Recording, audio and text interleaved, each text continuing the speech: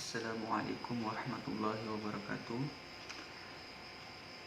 Alhamdulillahirrabbilalamin. Wa bihi nasta'in wa la amri yudin. Wassalatu wassalamu ala asrafil anbiya'i wal mursalin. Walhamdulillahirrabbilalamin.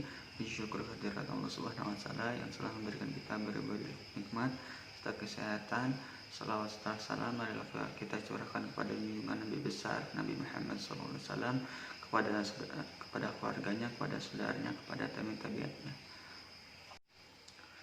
Baik, perkenalkan, nama saya Ujang Bobo Agung, saya dari Prodi PAI 5A. Saya di sini ingin mempresentasikan mengenai akhlak dan hak asasi manusia menurut pandangan Islam dan Barat tentang hak asasi manusia. Baik, kita langsung penjelasan mengenai hak asasi manusia dalam Islam telah ada dalam Al-Quran dan masyarakat pada zaman Nabi Muhammad SAW. Hak asasi manusia dalam Islam tertuang secara jelas untuk kepentingan manusia, yaitu lewat syariah Islam yang diturunkan melalui wahyu. Islam mengajarkan umatnya agar menghormati dan mengakui hak-hak hidup seseorang. Islam mengajarkan bahwa hidup dan mati adalah dalam kekuasaan Allah Subhanahu wa Ta'ala yang Maha Kuasa, sehingga tidak dapat seseorang pun mengganggu hak hidup orang lain. Di samping itu, Islam pun mengajarkan bahwa setiap orang harus terjamin hak hidup dan kemerdekaannya. Hendaknya hak jamaah atau hak publik lebih diutamakan atas hak perorangan. Secara terminologis, hak asasi manusia atau HAM dapat persepsi Islam. Muhammad Khalifullah Ahmad telah memberikan pengertian bahwa HAM merupakan hak yang melekat pada diri manusia yang bersifat kodrati dan fundamental sebagai suatu amanah dan anugerah Allah Subhanahu wa Ta'ala yang harus dijaga, dihormati, dilindungi oleh setiap individu, masyarakat, atau negara. Adapun menurut Profesor Dr. Haji Mufti Ali dalam bukunya yang berjudul Beberapa Persoalan Agama Dewasa ini mengatakan bahwa agama Islam cocok dengan kodrat dan fitrah manusia untuk mempertahankan eksistensinya. Hal ini dikarenakan agama Islam sangat menjamin dan melindungi hal tersebut. Selain itu, agama Islam juga menyeimbangkan antara kepentingan individu dan kepentingan sosial. Oleh karenanya dalam menuntut hak individu, manusia dilarang untuk merugikan kepentingan masyarakat.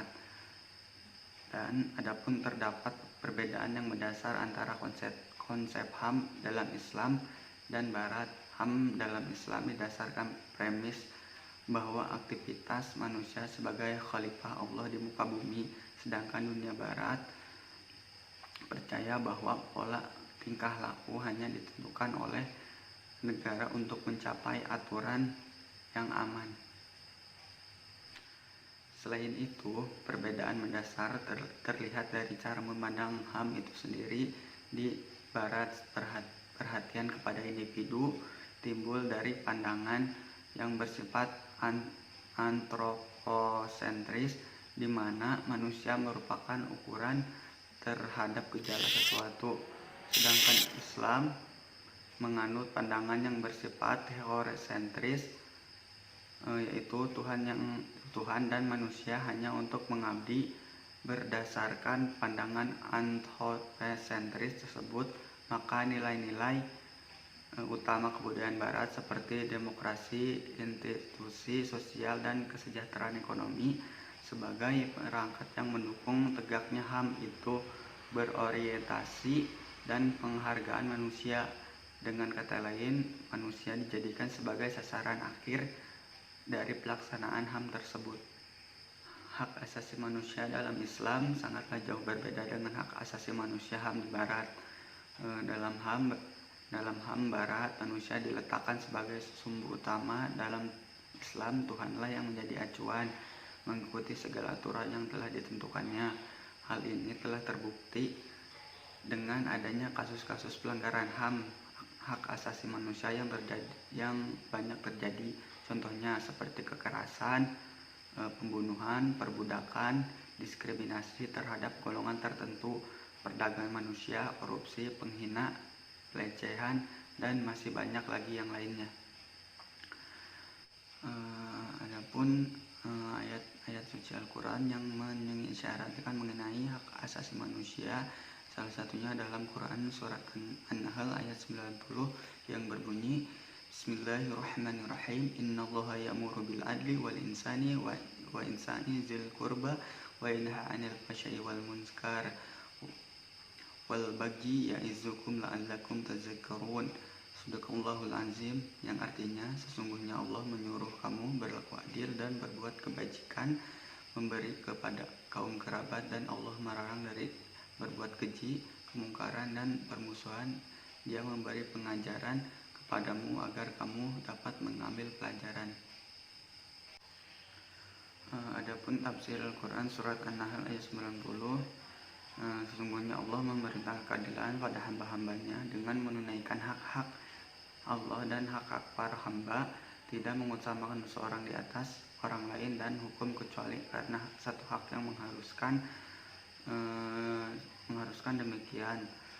Allah memerintahkan berbuat kebaikan dengan memberikan apa yang tidak wajib atas seorang hamba seperti infak, sukarela, dan memanfaatkan orang zalim.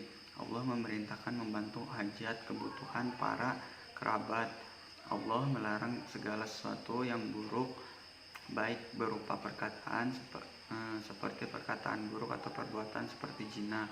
Allah melarang apa yang diingkari oleh syariat, yaitu segala bentuk kemaksiatan.